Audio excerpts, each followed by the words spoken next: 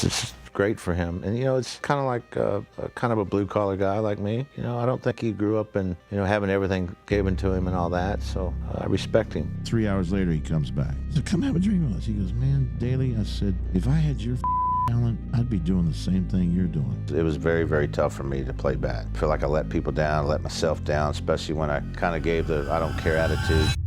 No one was like him. Jack Nicklaus watched checkered pants and a mullet arrive at the 1991 PGA Championship as the 9th alternate, drive through the night with no practice and nearly win. That moment crystallized something legends still discuss. John Daly was not just a golfer. He was talent, chaos, and perfect timing, colliding into an anomaly. But the uncomfortable truth every major champion agrees on is this: professional golf has changed so much that another John Daly will never rise again. Not because talent does not exist, but because the ecosystem allowing him has been bulldozed and replaced. The legends who competed against him tell the same story. Daly was wasted potential mixed with raw genius, self-destruction wrapped around a swing defying every rule of modern coaching. He was the last of a dying breed. Quick favor, if enjoying this, hit the hype feature and give this video hype, it really helps. Stick around because we will explore why 5 golf legends believe John Daly is a singularity the modern game will never produce again. Let's start with the basics here. John Daly taught himself golf at age 4, copying comic strip pictures. Not videos, not coaching from a pro, but illustrations called Lesson T published by Jack Nicklaus in Golf Digest. A kid looked at static drawings and figured out how to hit a ball far. This is pure creativity mixed with instinct. Modern golf does not work this way. Today, junior golfers get motion capture analysis. Coaches film swings and compare positions to optimal data. Deviations get corrected. Inefficiencies get eliminated. By high school, players are molded into what the system believes is perfect. Daly never had that. He had a swing with club past parallel, a flying right elbow and hip turn, so extreme coaches would try fixing it. They would call it a flaw. But in Daly's hands, it was a gift-generating unique power. Then came 1991. The PGA Championship at Crooked Stick in Indiana. Pete Dye designed it at 7,289 yards of pure punishment. Jack Nicklaus declared it the toughest course he had ever played, but Daly was the 9th alternate, driving through the night with no practice round. He attacked while others played defensively. He carried bunkers most players could not reach. When Nicklaus watched this kid, he saw something very special and left a handwritten note. "Go get him, John," signed Jack Nicklaus. That was validation from the king himself.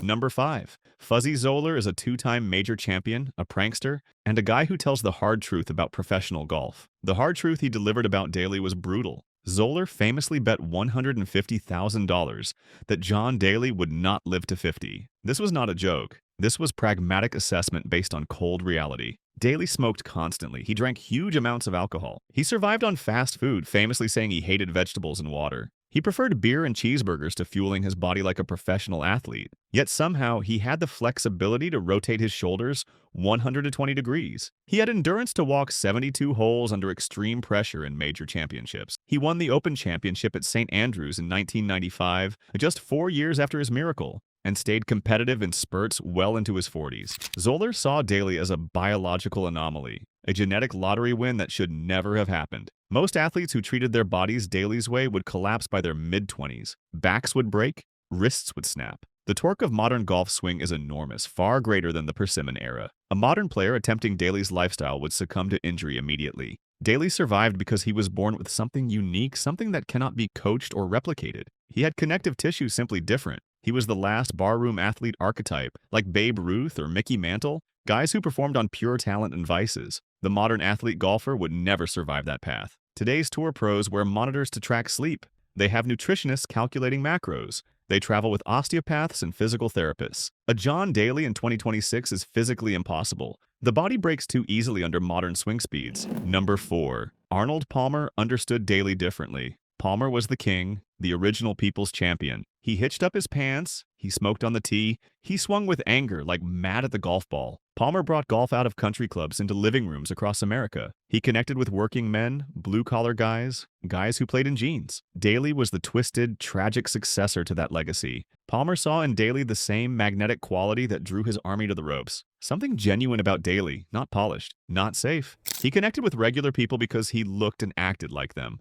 But Palmer's perspective was always concerned. He was a mentor figure who tried to counsel Daly, urging him to moderate his behavior, save his career, take lessons Palmer had learned about balancing genius with discipline. Daly could not or would not hear it, and Palmer understood that Daly's flaws were not bugs. They were features. They were the exact reason people loved him. The cultural impact is captured perfectly in two drinks. The Arnold Palmer is iced tea and lemonade, refreshing and wholesome and balanced. The John Daly is an Arnold Palmer spiked with vodka, corruption of that innocence. The darker twist, Palmer was safe for corporations. He earned millions in endorsements. He became a marketing machine. Daly was a corporate liability. He got dropped by sponsors. He was fined by the tour. He struggled with debt. From Palmer's perspective, a next Daly is impossible because modern golf closed the door on anti-heroes. Players now are media trained from childhood. Social media is carefully curated. Outbursts are calculated for engagement. A player with Daly's genuine, unpolished volatility would be managed out or forced into rehabilitation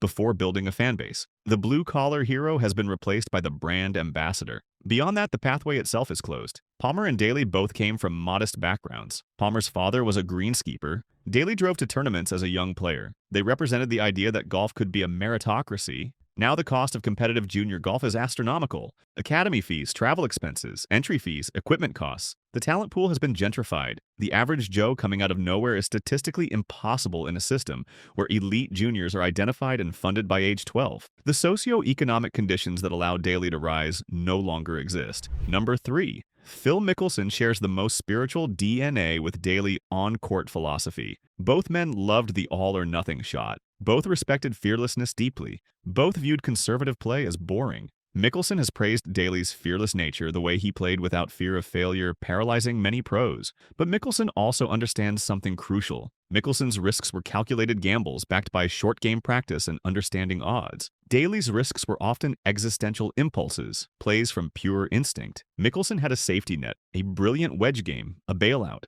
Daly often played without bailouts. The modern game, driven by strokes-gained analytics, explicitly penalizes hero shots. Young players learn that center of the green is the target. Mickelson recognizes that the riverboat gambler archetype he and Daly embodied is being bred out in favor of the actuary archetype. But here is something most people get wrong. There is a stereotype that power players have stone hands, no touch or feel. That is not Daly. According to Mickelson, arguably the greatest wedge player ever, Daly had exquisite touch. He could hit one-handed chips. He could throw delicate flops from tight lies. He experimented with innovations like the claw grip long before they became popular. He had brute force of a driver combined with delicate hands of a surgeon. This duality made him unique. Modern biomechanics produces technicians throughout the bag. The artist relying on feel for distance is dying. Mickelson and Daly are linked by gambling exploits. They both needed action to feel alive. For Mickelson, this became aggressive play at the Masters. For Daly, it became casino losses. Daly admitted losing over $50 million gambling.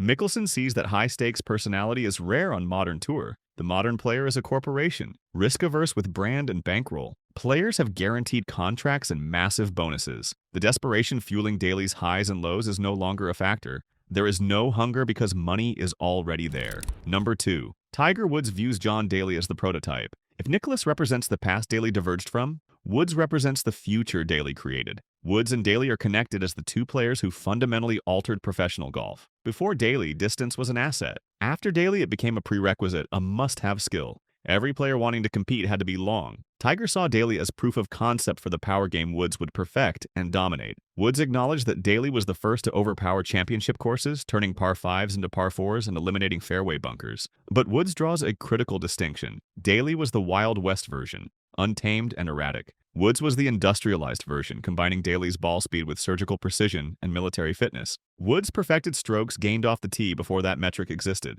The most telling insight comes from a legendary interaction. Woods reportedly told Daly, "If I had your talent, I would drink like you do too." This often cited as folklore underscores profound professional respect. Woods recognized Daly's ability was innate, born with, not built in a gym. Daly could roll out of bed hungover and hit a 1-iron 260 yards over water without warm-up. Woods had to build his swing. Daly found his. Woods views impossibility of another Daly through professionalization lens. In the modern era, talent alone is not enough. Fields are populated by players optimizing launch angles and spin rates on TrackMan, machines measuring every detail of every shot. A player relying solely on feel and natural ability gets overtaken by analytics. Both Woods and Daly suffered physical breakdowns, but responses highlight era divergence. Woods' injuries came from repetitive high-speed torque and obsessive training. Daly's came from lifestyle, diabetes, bad knees, weight fluctuations. When Daly requested a cart for the PGA Championship due to knee osteoarthritis,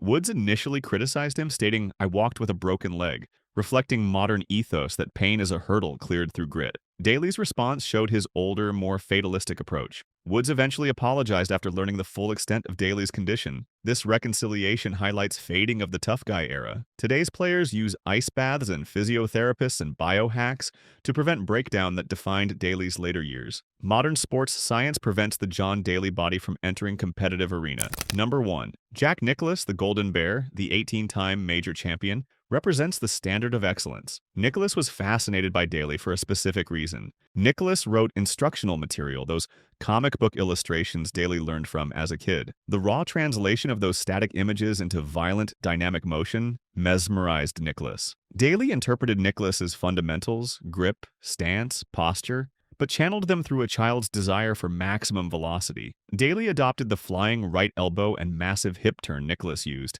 but without an instructor to impose limits, he pushed the club past parallel. This past parallel position, called the John Daly coil, is a move modern coaching actively removes because it is difficult to time and risky if you miss. Nicklaus recognized Daly's ability to control such a chaotic arc was not a teachable skill. It was a savant-like gift of hand-eye coordination you were born with. Daly did not learn the swing, he absorbed it. The modern developmental system, with its emphasis on cookie-cutter mechanics and risk minimization, would have altered Daly's swing before high school, stripping him of the power, making him legendary. At the 1991 PGA Championship, Nicklaus observed Daly carrying bunkers others could not reach, recognizing a shifting paradigm. The torch-passing moment crystallized with that handwritten note. That gesture legitimized Daly as a player with the most raw talent since Nicklaus himself. But Nicklaus's perspective shifted from excitement to lament. He viewed Daly as tragedy of what could have been. Nicklaus combined power with unparalleled mental discipline. He plotted his way around courses, playing conservative shots to safe targets.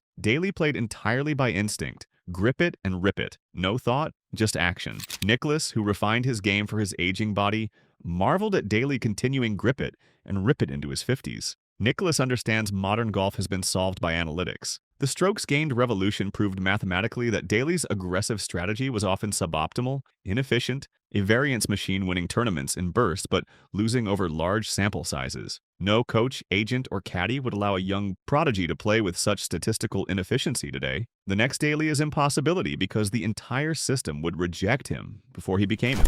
Now let's talk about why this is all absolutely true. Synthesizing views of all 5 legends, Fuzzy Zoeller, Arnold Palmer, Phil Mickelson, Tiger Woods, and Jack Nicklaus, we see 3 reasons another Daly cannot exist. First is the analytical wall. The phrase grip it and rip it is the complete opposite of modern golf instruction. TrackMan statistics and strokes gained have solved golf scoring. The metric demands controlled aggression, not reckless abandon. Daly's high variance strategy is mathematically proven inferior over large sample sizes even when winning tournaments in bursts. The cookie-cutter phenomenon means a swing as idiosyncratic as Daly's, past parallel position and flying elbow and cross line at the top, gets fixed by instructors at collegiate level. The system is designed to remove outliers. Daly was the ultimate outlier. Second is the corporate filter. In the 1990s, Daly survived on prize money and fan adoration despite controversies. Today, the cost of a tour team, coach, caddy, physical therapist, nutritionist requires corporate backing.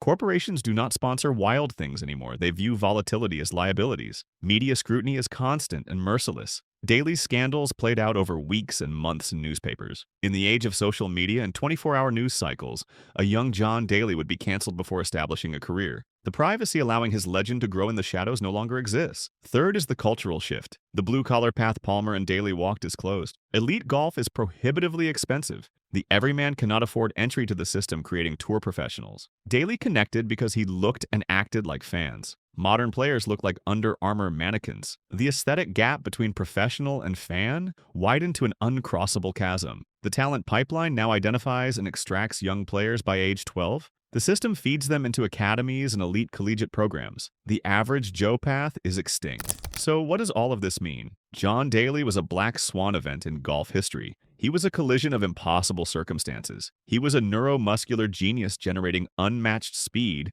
without formal training. He was a personality arriving just before analytics era, when grip it and rip it could still beat fairways and greens. He was deeply flawed and vulnerable in an era craving reality television, but before cancel culture arrived. There will never be another John Daly, not because the world lacks talent. The talent exists out there somewhere in this world, but the environment no longer supports such a species. The modern ecosystem produces efficient, athletic, media-trained, risk-managed golfers. John Daly was inefficient, unathletic, media-raw, risk-addicted. He is the last of the Mohicans of natural, unrefined golf. As Tiger Woods perfected the athlete and analytics perfected strategy, John Daly remains the standing monument to raw, chaotic, beautiful potential of hitting a ball as hard as humanly possible. Consequences be damned. He is a biological impossibility, according to Fuzzy Zoeller. He is singular genius the game will never manufacture, according to Jack Nicklaus. The wild thing has been domesticated by the very evolution he helped spark. That is the saddest and most beautiful part of his entire story.